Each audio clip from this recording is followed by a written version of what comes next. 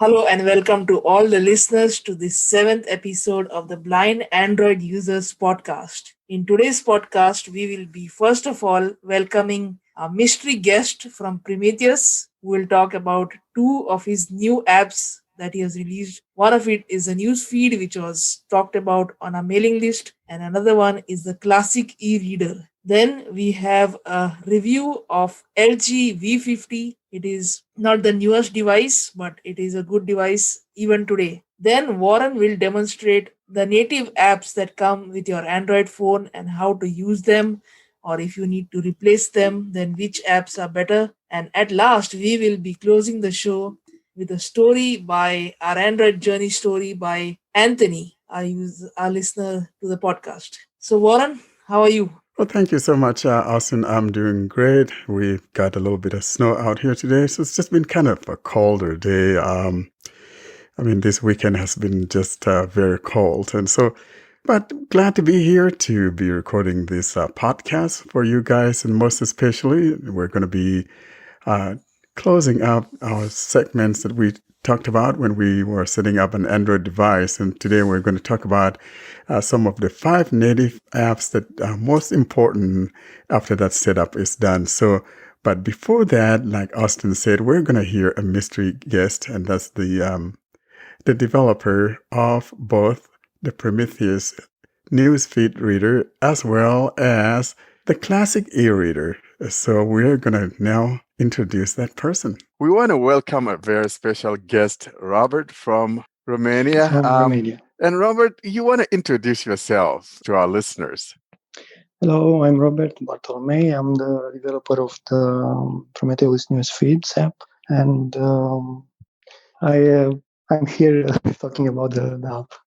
Thank you so much, Robert. So we're talking about Prometheus, the newsfeed app that I had posted on our mailing list. And you also have another app that I have talked about, but hasn't been talked about as much as the Prometheus app, and that would be the classic e-reader.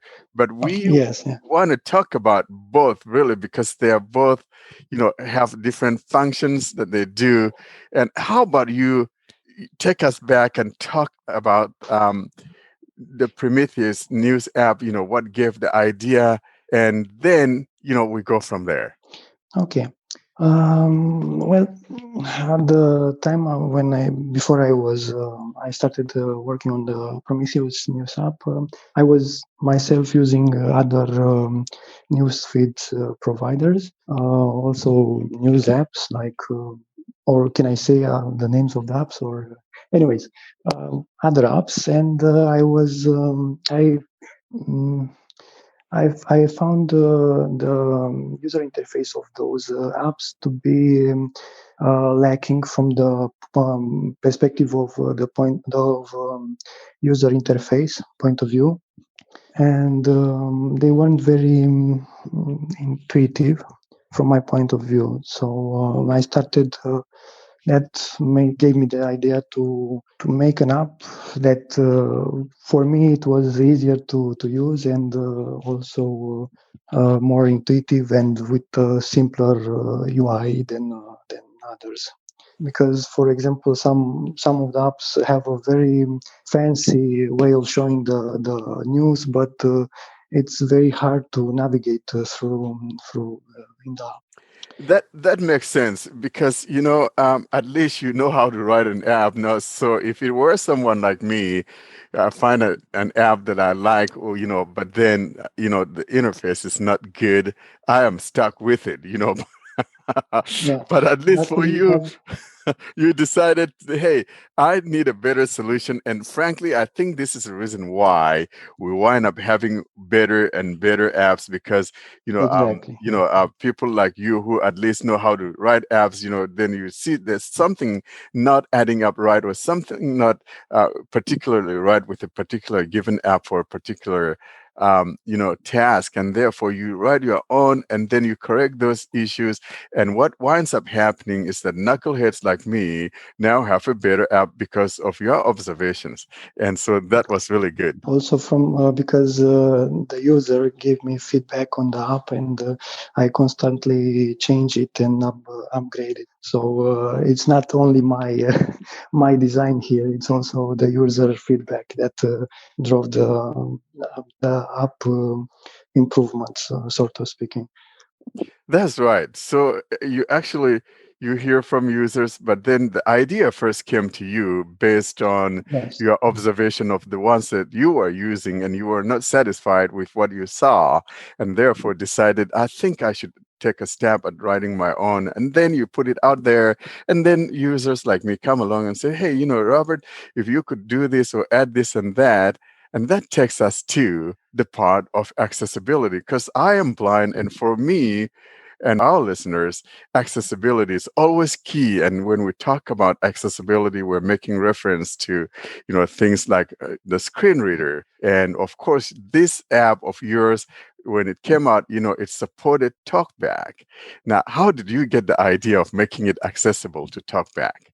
Well, actually, from a user, he asked me in a email that if I can add this functionality, so it's compatible with Google Talkback, and I documented myself on this app and learned how to make my app compatible with Google Talkback, and got to work to change it. Was that too hard of a thing to do? Because, as a blind person, sometimes when we contact, developers asking them to make things accessible, following Google guidelines of accessibility to make it accessible for whether, one is using a screen reader or whatever, the usual thing that we hear from most developers is that, oh, this is time consuming and I don't have the resources to do that.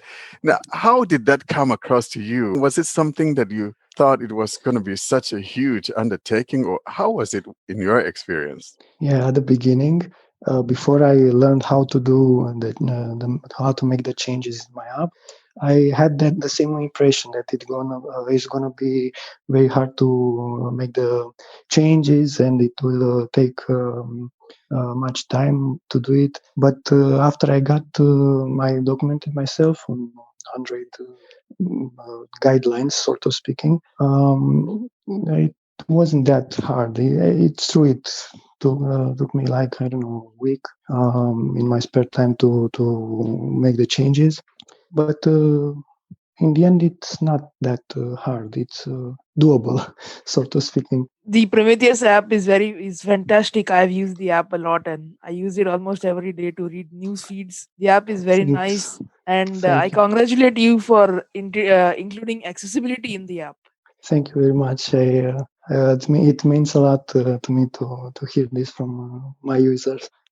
And then, Robert, one thing that you added of recent, and that came with the last update, was the ability to use the TTS, because, we go back to a blind person. You're reading as a blind person, and maybe the article is a long article, and I want to just shut off my screen and just listen to it, as to having the screen on, to read it with TalkBack. Now, you added, and I think I contacted you about adding an ability to use a Yes, TTS, yeah. and that was a while back. And you said, yeah, you're going to take a look at that. And sure enough, the last update that you pushed out actually now has that TTS support. And it's such a joy to see that, because I want to be able to find something that I'm reading, shut off my screen, and I'm listening to my readout, using my headset or whatever the case may be. And then, was that a hard process? How was that experience for you? Well, not really. The thing was that I had also to fix some important bugs before I kind of had to redesign a little the interface to upgrade some packages, because I was receiving some complaints that the application was crashing when switching to news details to the article. But after that, I started working on text-to-speech feature. I was a little familiar with integration of text-to-speech from my other app, Classic EReader. That one had since a few years back this functionality, and that needs also upgrading. By the way, I need to make some updates to that, and yeah, it, it wasn't very hard to do. Um, So, but so you have another app called a cache reader. I don't think I knew about that. no, sorry, classic e-reader. Okay, yeah, that's right. So we have that TTS integration now, and I think my last email to you about it was, see if there's going to be any possibility of you making it to where one could pick one's choice of TTS with which to read. Because in its current state now, it would be using one's main driving TTS. So, for instance, if my driving TTS is the Google TTS or the Acapella TTS, that's what it would be used in reading out the news for me. Now, Yeah, what most of us blind people tend to do is that when we have several different TTS engines, we use them for different things. We could use one for navigation, use one for when I'm recognizing, currency bills or, banknotes and things like that. And then when it comes to reading either ebooks and stuff like that, then I also choose a different TTS to read. And so that's why I was asking you if that was a possibility. And I know that, it's busy for you, but, sometime maybe if you have time later on down the road, something you might look into. yeah. Actually, I'm working on it. I started the work on engine text-to-speech engine selection, and I need to test it right now. I'm in the testing phase. But the thing is that I found only Acapella, another text-to-speech engine similar to Google text-to-speech. And that's the only one on the market because I try to have more engines to test, so I can be sure that it works properly on all of them. I don't. I So don't. actually, Robert, what happens is that, those, if one has multiple TTS engines like I do, and, Austin does, and most blind people do, once, we click on that choose TTS, and, it will show the TTS engines that are available Available, on yeah. the device. And so, once you have it to where we could, choose TTS engine, it will take us to the default where the TTS engines are located. And from there, based on what we have natively on our phone, then we can choose from it. So once you are able to do that to where it points it to where it could look for the TTS, directory, we are fine. We'll be able to get what we need from there. So I think so far as long as you are able to test it, with maybe finding the acapella, then I think you are good to go. Should And be like okay. always though, if you want, you can always send us, send me an APK or send Austin an APK, before you publish it, and we can test it and report it back to you, our observation, because I have maybe Okay. 19 different voices. Now I want to check it against those. Okay, perfect. We'll do that. Yeah. Now, so how about you tell us about, the interface, how the app is, what it does, because I know it's a news feed, someone may, those that haven't heard about it yet now wouldn't know exactly what we're talking about. Yeah, so it's news feeds provider. And actually, it's a news feeds aggregator. So you register the news feed source on the app, and after that, the app extracts the feeds from that source that you provided, and it shows you the news, and you can read the news. each article that it's registered there. It's nicer with the text to speech. Now I'm also using it and, most of the time. So You see, that's what I meant, because it's not only the yeah, blind really that needs that, because maybe you're doing something, working on something at your house, or maybe you're yeah, walking yeah, down the street, and you have your headset on, you can listen to your news, and it's the same thing goes for the classic e-reader. And so should we move to the classic e-reader? I mean, so we're having a price of 2 for 1. yeah, yeah. So we're having you now. We might as well talk about the classic reader as well. So how about you take a little bit of time and tell us about the classic e-reader? Okay, so Classic Reader, it's an app that can read books in EPUB format. So you can, if you have any EPUBs on your phone, you can search for them in the on the app, and it has auto search features. It just gave it main directory, and it searches for EPUB extension on your phone if it has the permissions to do so, because some on different Android levels, the higher the Android level, like 9, 10, or now the 11, it restricts more the access for the apps on the different folders. So in Android 5, for example, like Lollipop, it was pretty simple. You had access like everywhere, Yeah. almost everywhere.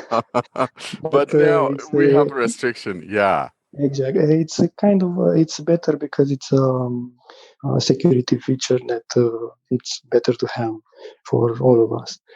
And it makes sense to me because, like for me, on my phone, I have a folder that is called books, and all my books are placed in this particular folder. So if using an app like the classic reader, I'll just point it to grab stuff from my books folder, and so it's not combing all around my phone trying to find books. And I think it saves both me and the app some time in finding what I'm looking for. Now, another feature that I usually like in e-readers is the ability to have a table of contents support. Now, I don't remember. I know I have it, and I should have looked at it before I came on today. Does the classic reader support table of No, contents? at the moment, no, no, no. At the moment, it doesn't support table of contents. Okay. So the thing is that I will add this feature in a future release. But the thing is that table of contents, not all of EPUBs have this table of contents because it needs to be registered inside the EPUB into the book. So the app can know and read it and provide it to the user. I'll try to add this feature in a future release. That makes sense because some books have table of contents. So, if I don't want to read like the preface or like the forward to a book or things like that, and I just want to jump straight to chapter 1 or, something like that, I think that surely comes in handy. But, as time permits you, I'm sure that you would look into this feature as well. Yeah, for sure. Yeah. I will make the change. So in our mailing list, we got an email from people saying that Amazon Kindle is not accessible. So will it read books from Amazon also, or only EPUBs? For the moment, only EPUBs. And I think because Amazon books are, DRM, protected, and Yeah, even yeah, yeah. if one has access to those, those cannot be read. So yeah, it's a problem with the Kindle because Robert, what we like to do as blind people, if I'm not reading the text using my eyes, then I'm using my ears. There's absolutely no reason for me to keep the screen on. And so what we have, Yeah. is that with Kindle is that once you turn off the phone, you shut off the screen, and it finishes reading the page that you are currently reading, then it stops because the screen is off. And Amazon just doesn't get it. And I don't know what to do. It's like I want to pull my hair off. It's it's actually, I know about it. Also in my classic reader, it has the same issue. I think it was made. It was a change made in Android system, in a version of Android system, and thing of compatibility. Because it used to work. The app used to work also after you finish the first the current page. It goes to the next page to read. I'll make the proper changes also, because this is a bug I was planning to fix since a few weeks ago. Probably this will be the first in the next release. This bug fix. It should work after these changes. I'll make sure it works also. It continues to read the next pages. That would be great, because just like I've described, most especially if I'm reading a book, and I'm blind, I definitely want to shut off the screen and just listen. Yeah. So it's a huge feature, and I'm glad you've observed that and you're going to be working on that. That's really good. Yeah, as I don't know how to say, as compromise, yes. Temporary compromise until I release it. Could set the font to set the dark mode to the app, and after that to set the font to black, so it doesn't emits too much light, practically no light, and it doesn't consume the battery that much. But if you press by mistake the power button, it will stop. So this is only a temporary compromise. Yeah. And that makes sense. And then because it all depends on the time that one has their screen auto shut off set to. Most users don't know how to change that, so it's by default like 30 seconds, 30 seconds, something like that. And so if I know it's a problem. So I think the best fix would be when you're able to do that. And that's the thing we've been hounding Amazon on.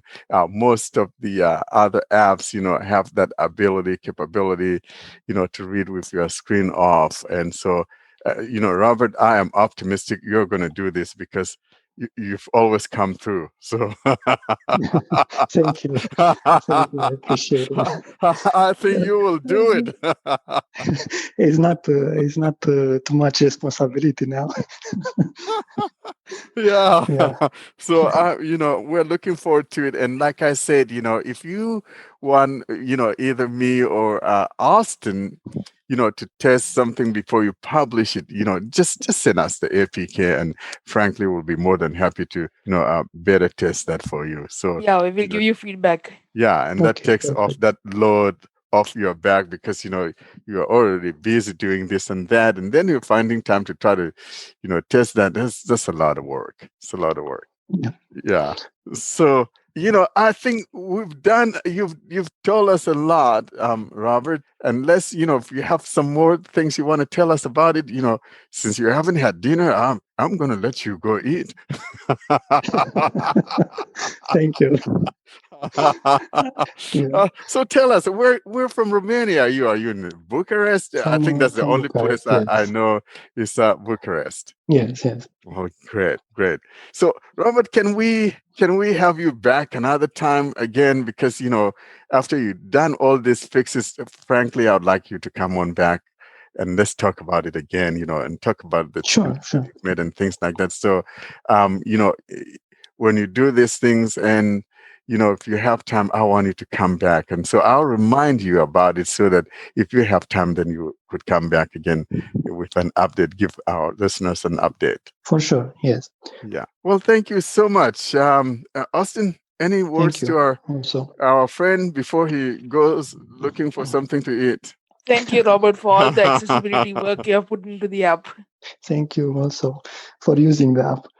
And yeah, thank you Okay. so much. And we appreciate you doing this because not many developers are willing to do this. And I can't thank you enough for making the changes and making it accessible to, those of us who are blind. Now, prior to, I should have asked this, but have you run into any blind person using a smartphone before? Robert? No, No? no. Yeah. No. So So now you know that we do. yeah, yeah. Well, thank you Sorry. so much. Appreciate you, bro. Really appreciate you. Thank you. Thank you also. All right. Thank you. Bye. And have a good one. And you will be coming back on. For sure. Yep. Okay. Bye. Okay, bye. Thank you so much. Well, that was our story there with our friend Robert Bartholomew from Romania. Such a great time that we had together. And so, Austin, how about now we want to move on and introduce our next guest, one of our own very friend, Hareth from Algeria. He's going to be reviewing a wonderful device called the LG V50. And, like he would say, he got it for a good price, good moolah on that one. So, Yeah, I got for a good moolah. Hareth is going to be giving us that story. So let's now take a listen to Hareth's story about his LG V50. Hello, everybody. This is here to talk about my newly purchased smartphone, that is LG V50. I know it's not the latest production of LGs. That would be the V60 or V70 maybe. But the V50 is not that bad because it was good for my budget. I got it on a good deal. And the reason that I purchased this phone it has almost everything I really like in a smartphone. Good quality, good build quality, headphone jack, 3.5 millimeter headphone jack, and it has the micro SD card slot, and most importantly, it has that quad DAC audio amplifier for headphone, and that is something by itself worth good money because it produces spectacular good quality audio for listening if you have the proper audio source. The phone comes in a regular pack, really good and strong box, and it comes with a charger and USB-C charging cable, plus probably it's the only phone I've seen lately that comes with a headset, 3.5 millimeter headset. Some companies drop that. Maybe Samsung are the only ones that ship their phones with a headset. I don't know about the latest ones, but maybe a couple years back, I've got one to my wife, and it has an audio. It has a headset with it. Describing the phone is pretty easy. It has the volume control on the left side. Under that, there's a dedicated assistant, virtual assistant button, to make it for Google or Google Assistant or any other app if you can assign it to it. And the power button is on the right side of the device. On the back of it, it has the fingerprint sensor, and that thing is fast. I mean, it's very fast compared to my Nokia 6.1 phone. See, if I'm gonna touch it right now, I don't know if you're gonna hear the chime, but you just touch it. Swipe with two fingers to unlock your device. It's opened. I mean, like a tiny fraction of a second. It opens the thing, and it's very, very fast. And some of the features of the phone are really good. Software-wise, it's good. It has the latest December security patch, December 2020 security patch. I'm recording this on January 20th, 2021. So it's not that very bad of an update. And it has Android 10. I don't know. I'm not sure if this would be the last upgrade. Even if it is, I'm a guy with a hobby of installing custom ROMs on phones. And what pushed me toward this device, there is a small community of people that are successfully flashed custom ROMs on it. So for the future, I won't be like very far back with them. I'm gonna keep it on a stock ROM for the near future until it's really outdated software wise. The phone, I've tested it for the audio quality, for the audio playback with the AKG N40. That's kind of a good headset. It's a earbud, but it's really good one. It's kind of like a high end, or if you're into the audio stuff, they call it mid-fi end, but probably a very high end earbud because it's musical and it's fantastic. The thing needs a really powerful device to get its real potential of audio generation. So this phone has no trouble making it work and making it really generate the actual audio even better than my high-end laptop. The sound on this thing is unbelievably great. I mean the headset audio quality, because the built-in speakers, I never believe in them. It has stereo speakers, one on the top and one in the bottom, and it has stereo microphones that I'm recording from now. I put it on the normal mode so it won't be like going back and forth left and right, because on studio mode they have to be static in one place to do those. I'm really happy with the phone. It's not very expensive. If you get it on a deal, maybe around $300. While it was just launched, it was above $1,000. Great quality, good phone, highly accessible. When I opened it from the box, I just powered it on in less than a minute, few seconds actually. I got a voice prompt, says if you want accessibility services to be running or something like that. It told me if I need accessibility, like talkback, I press and hold with 2 fingers in the middle of screen. So it tells you when you need to put your fingers over there. And the rest of the steps are very accessible. And it has a neat feature that I really didn't knew about, that you really can call Google, say the command. I didn't say it now because it would respond to me. Even if the phone is locked, you can ask it whatever, and it responds, even if it's not plugged into the charger. The thing works, and it works like 99.9% of the times I call it. It just, even if it's in my pocket, it would work. It was pretty cool. Yep, that's most of the things I had with this device. Yeah, by the way, it has another feature that you touch the screen, like tap the screen with 3 fingers a couple times, you'd get what they call privacy screen. I'm going to give it a try right now. See, double tap with 3 fingers. Privacy screen is on. Double tap 3 fingers to turn on the screen. Privacy screen is on. I'm going to double tap again with 3 fingers. Privacy screen is off. Privacy screen is off. It works. I don't know how they did it, but it works. And it's really good. And it has a built-in, come with stock software, what they call HD audio recorder. And that thing is accessible and it records really good. I'm recording this with it, using that piece of software, that app. And I'm going to show you how it's fast. I'm using eSpeak with it. Home button. And it is fast. Messages. Camera. Here. Phone. Apps. App. Messages. Apps list. See, Calendar. to show you how it's fast, TV. Right. CTV. Off camera. you can camera. tell Roll. Right. TV. by the clickings, it jumps over the things like in no time, instantaneous almost. Right. Camera. CTV. Camera. Right. Maps. Left. Look up. LG phone. Look up. LG phone.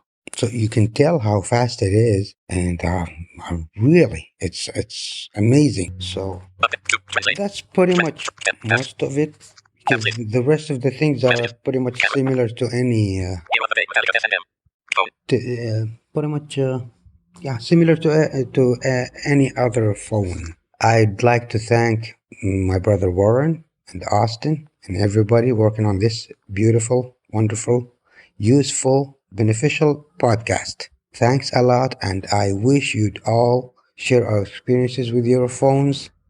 And this is Hareth, who's talking to you from Algiers, Algeria. Thank you very much. One thing I want to comment in the review of the LG V50 when Hareth was reviewing the device, he said, and I've never tried an LG phone before, so I don't know if he said that as he turned on the phone, he waited for some seconds and he got a speech automatically telling him that if you want to use accessibility services, then hold these volume buttons or hold the fingers on the screen. I think this is very good, and I think all the OEMs should have this. This is also there on the Mac, I think. Actually, another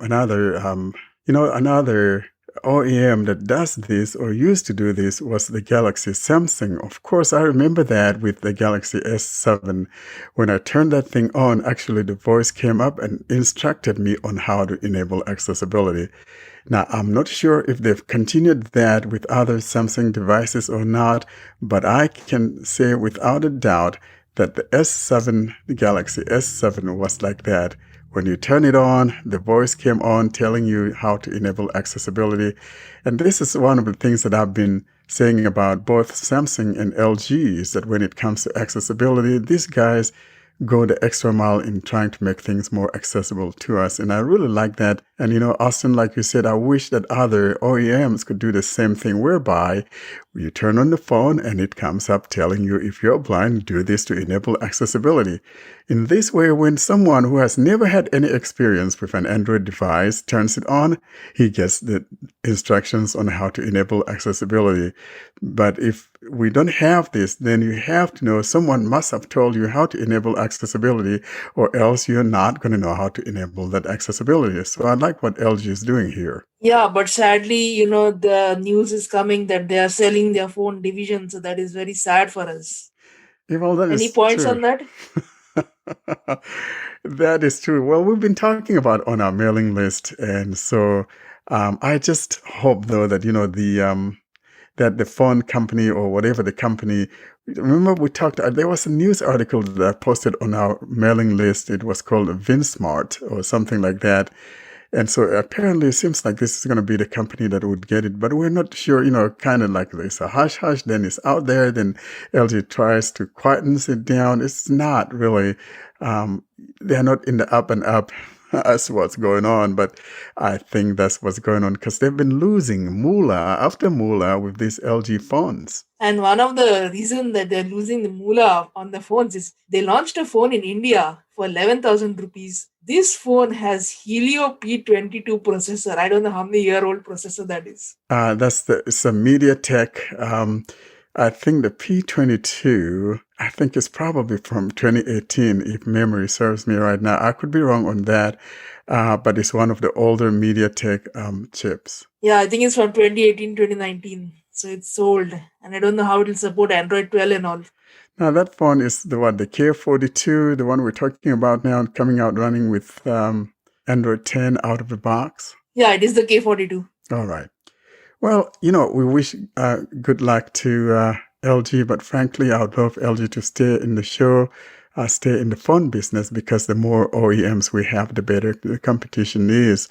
But if they're not here, the market kind of shrinks a little bit, and we don't have those challenges from other OEMs then, and the market kind of shrinks a little bit when it comes to manufacturers. Except, of course, we have a lot of Chinese companies, but oftentimes that's not the case here out in the West. So we'll be missing something out here in the West if LG indeed goes away. But if the Vietnamese thing comes in and even comes out here, then we still have them. And now that we're done with talking about LG, let's just talk a little bit about finishing setting up your device. Because the last time that we were here together talking about setting up a device, I was demonstrating setting up that device with an older device. And we had 2 segments on that, and we finished it. Now that you have your device set up, we're going to talk about 5 apps that are most important apps that come natively on your phone. And Austin, what are these apps that are most important on our phones? What are some of these apps? The first app is the dialer. That is the most important app. And the second one is messaging. And then Gmail will come by default. and also your camera app. That's right. And so now when we talk about the dialer, we're talking about the phone app. So you want to call someone, let's say you're not calling them on Hangouts or Google Duo or WhatsApp, but someone locally, you just want to give a regular call. So the phone dialer here is important. And in most cases, both the phone dialer and the contacts sometimes are merged together, even though they could stand as separate apps, yet in the same breath, when you launch the phone dialer, and I'm using the Google phone, for example, you will have the contacts tab there. And also that is true about Samsung phones as well. So that phone dialer is a very important one because there you will have your contacts as well. You open up the phone app. So at the bottom, you have these tabs. You have favorites at the far left. Selected. Recent. Then recent, that's your recent calls. Contacts, and if you tap on this, you're going to see all of your contacts. Voicemail. And then voicemail. Now, if your phone supports visual voicemail like mine does, because I'm with the Project Fi or Google Fi as it is now, you'll be able to read the transcripts of whatever calls that you received. And some carriers support that and some don't. So that's one of the things that we have here. That would be the phone app, and it's bundled together with the contacts, even though the contacts is there as a separate app. And so when you have Google, automatically your contacts would be synced to your account. Now, I want to comment that the phone app may look different based on which phone you have. So if you have a Samsung phone, it may look different. A OnePlus may look different. Also, the gestures that you have to answer the call with may be different. If you have the OnePlus Nord, it uses the Google Dialer by default. But if you have another phone, you can install the Google Dialer from the Play Store. And talking about answering calls, like if you have the Google Dialer, when you have an incoming call, then you swipe up with two fingers to answer that call. And if you swipe down with two fingers, that declines the call. Now, in some older phones, maybe before, like Marshmallow and below, you have to swipe right. I don't remember. It's been a while. I had a Marshmallow phone or, Lollipop. I have a Lollipop here that I demonstrated the Android setup on. But frankly, I don't have a SIM card in it to try to see how it is that one answers those calls, because it's been a while I last used a Lollipop phone. That's Android version 5. There used to be button on the screen to answer and end call whenever the call is to come. So there was no gestures that time. No, there was. It used to be that you swipe. There was a bubble when you have a call. Then you swipe right from the middle, just above the home key area. You swipe right with two fingers. That answers the call, and if you swipe left, it declines the call. That's how it used to be. With both Jelly Bean, Kit Kat, and Lollipop. And I don't think that it changed with the introduction of Marshmallow. I think the swipe after answer was when we got Nougat. Now, I don't remember. These things have been quite a while. Yeah, 4-5 years almost now. Yeah. Now, also, how about Gmail? When you set up your Gmail account, or when you log on to Google using your Google account, or whether you're having a first phone setup or whatever, by default, you're already logged into Gmail. And so you're going to see in the notification shade, and what we're talking about notification shade is, when you're on the home screen, like we were last time when we set up the device, you probably be hearing some sounds, and those sounds probably coming from notification from your Gmail. And in that case, you will just have to swipe down with two fingers, and that will open up your notification shade. And there you'll see Gmail there. Or in most cases, you'll see Gmail on the home screen or in a folder called Google if you're using like a Google device or some of those OEMs that use the Google or the Pixel launcher. Mail. Primary. Signed in as Warren Car Worker at gmail.com. Open account menu. So there's my Gmail, and Forums. Charlotte. Brittany's novel. To do. Enlist. so I just have only, so if you have Gmail by default, kind of tends to group things for you. So if you have forums and things like that, it automatically groups those for you. So that's one of the things that we just heard.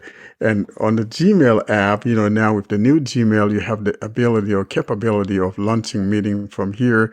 One of these days, we're going to go into these apps individually and exclusively demonstrate those so you see what they're all about. Meet tab 202 list See, so there's the selected mail tab 1 of 2. so there's the mail, and then there's the meet tab to the left. At the bottom left is your mail tab, and then the meet Meet tab 202 is to the right. selected meet tab 202 list meet. Get a link you can share in horizontal pager. See, so I tapped on Meet, and now I'm now in Google Meet, and I don't have any meetings coming on here. Mail tab So 1 of 2. I hit Selected mail tab 1 of 2 list 2 items. Mail back forms mail. There you go. So that's Gmail, and if you want to compose, compose button out of list. it's right there above the Meet tab. That would be Gmail.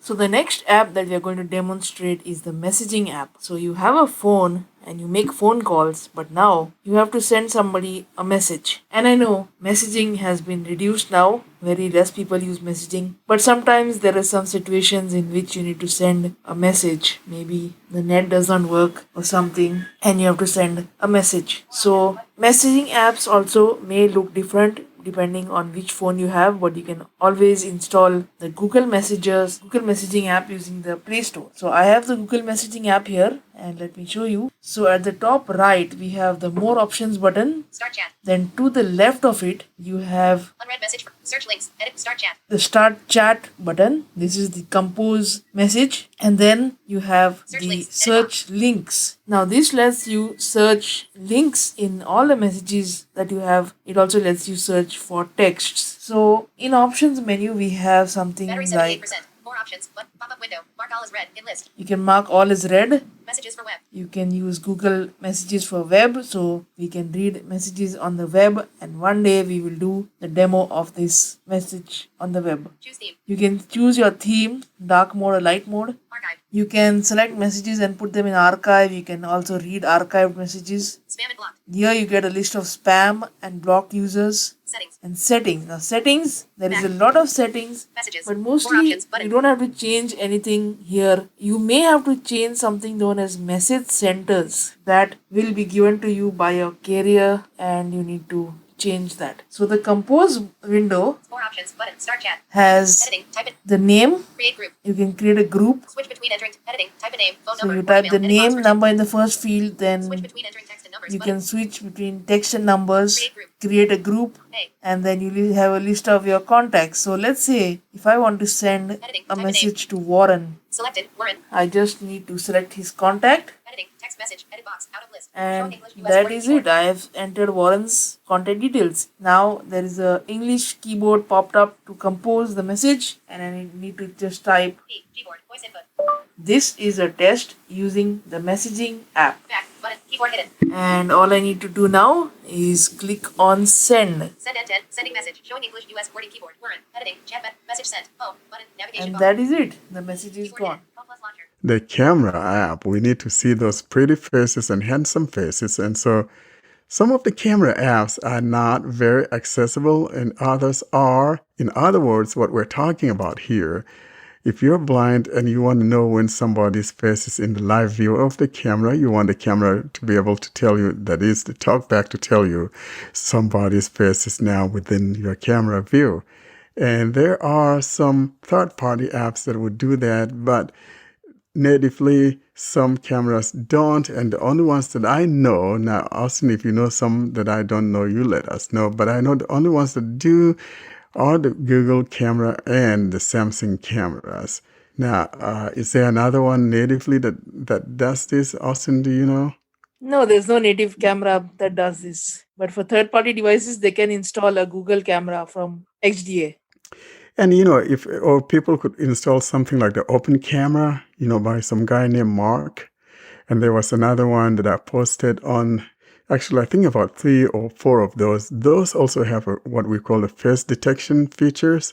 And so if the Google camera that is modded is not compatible with your device, Then you have at least the open camera, which I found out to be most compatible with most phones out there. So that will be another third-party option to go for. Photo gallery button. Timer off. Flash off. Motion auto. Full image 4:3. Camera. Close social share. So you hear mine talking, and there's no. Top left. With 30% of screen. I just point. Top right. With 30% of screen. I just pointed it at myself, and then when I move it, it says 0 faces. So that would be your app, and that's the Pixel phone using the Google app. And I'm going to show quickly a third party, just in case that yours doesn't have a Google camera or a phone that doesn't have a Google camera support. You could use what I call the third party one, and I talked about open camera, for example. My apps. Let's Folder. Cameras. 4 more items. So I got Open camera. a folder here with different cameras, and Open camera. so I'm going to turn that on. Landscape. What's new? This dialog is shown when open camera is updated. You can disable it under settings /on screen /show what's new dialog. Okay button. Okay. Open camera. Settings button. So when you One face at top of screen. 0 faces. One face at right of screen. see, so I just Zero pointed it at me, and it tells me one face and all of that, and that's how that one works. And you can go into Switch between multiple cameras button. the settings and Settings button. which is found near the top right, and just set it to have the face detection turned on, and that's. Face detection. Use face detection instead of focus areas. On. Switch. So you must always turn that on if you want to hear if there's a face in the view of the camera or not. Allowed to make a comment on open camera that if you are like a videography, if you do video recording, if you want to use external mics, open camera does support external mics. That's right, and this is such a beautiful thing. So that would be the open camera. So the next app that we'll be talking about is the browser. Now browser lets you browse the web and download files and all those things. By default you get Chrome, but Samsung phones also bundle something known as Samsung Internet. Xiaomi India. So Chrome.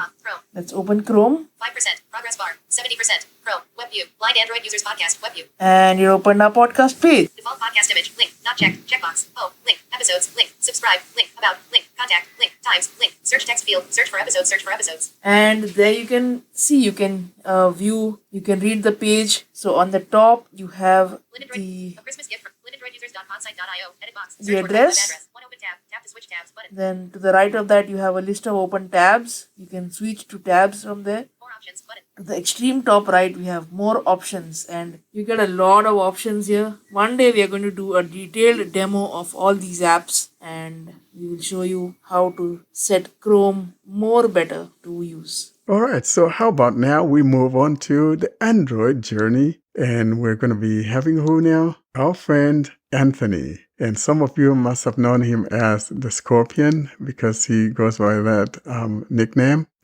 And if you're part of our Telegram group, you would know Anthony, but if you're not, he seldom posts on our mailing list. But if you want to get to know Anthony, you better join our Telegram group, and then you'll be able to meet Anthony there. But for now, though, we're going to have you listen to Anthony's Android journey story. Hey, what's up, guys? What's going on? This is Scorpion, aka Anthony. I want to tell you guys about my Android journey, I guess, and here's where we're going to go. Particular years and months, I forgot. It's been such a long time. But I know I started in 2011. That I could definitely say that, 11.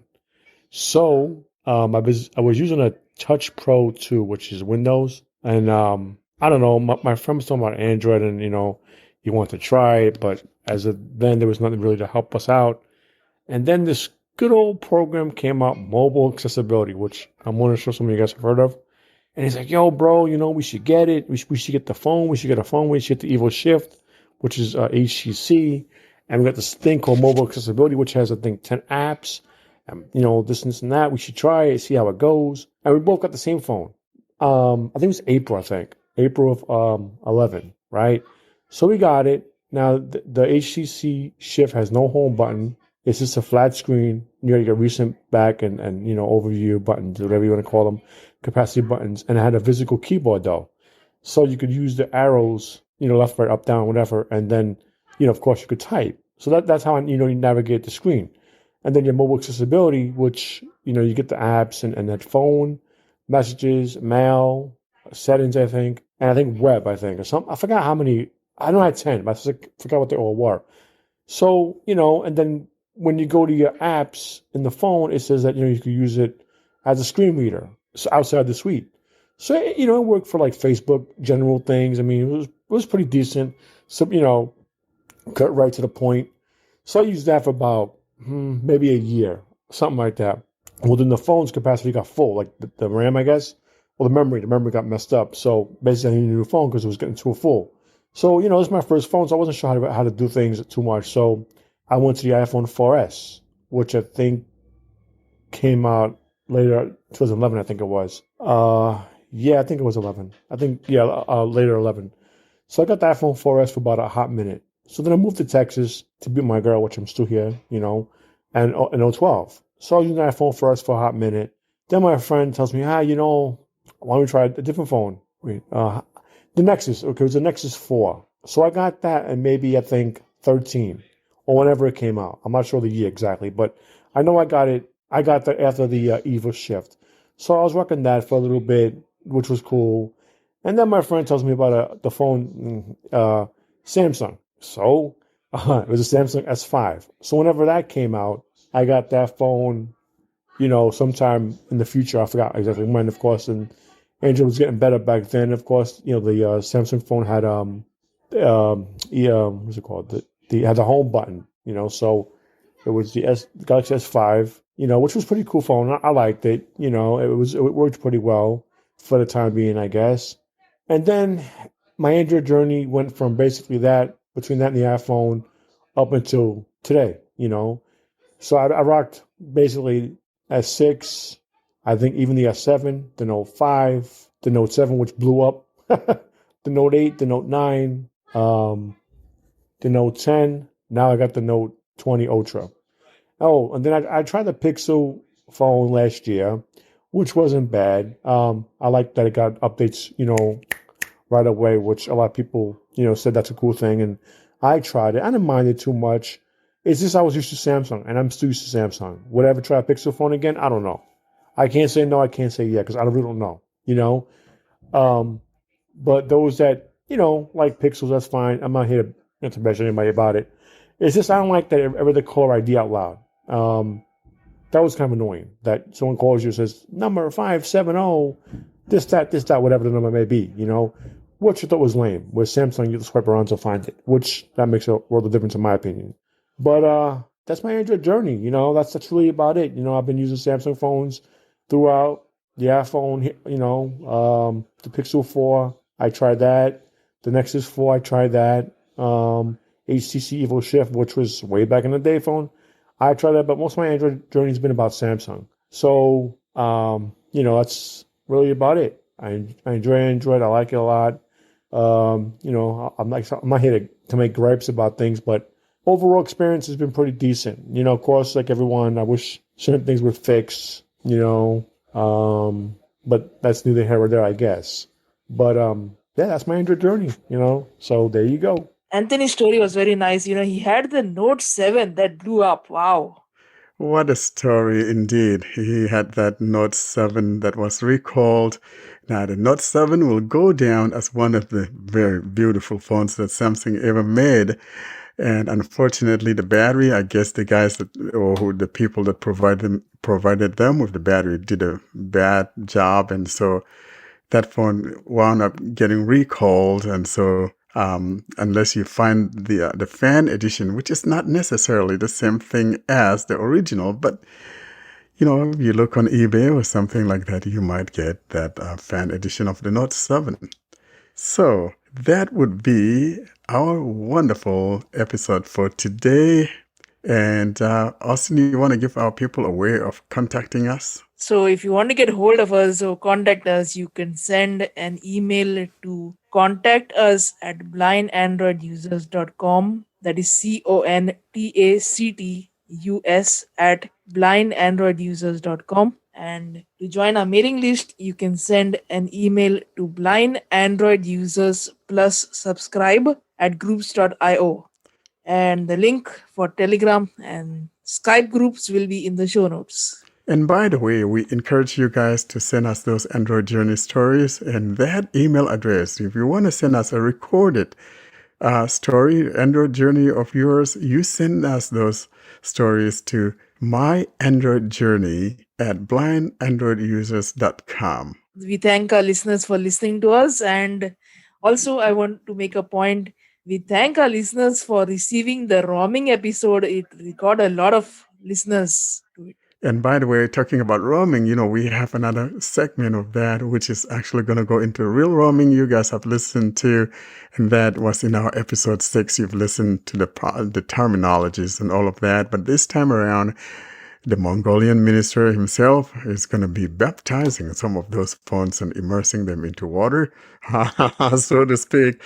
So don't miss that, so that you have the opportunity to participate in that baptism if you have someone that's waiting to be baptized. In other words, if you have a phone that's been needing some baptism, giving it a fresh life, that's going to be your opportunity.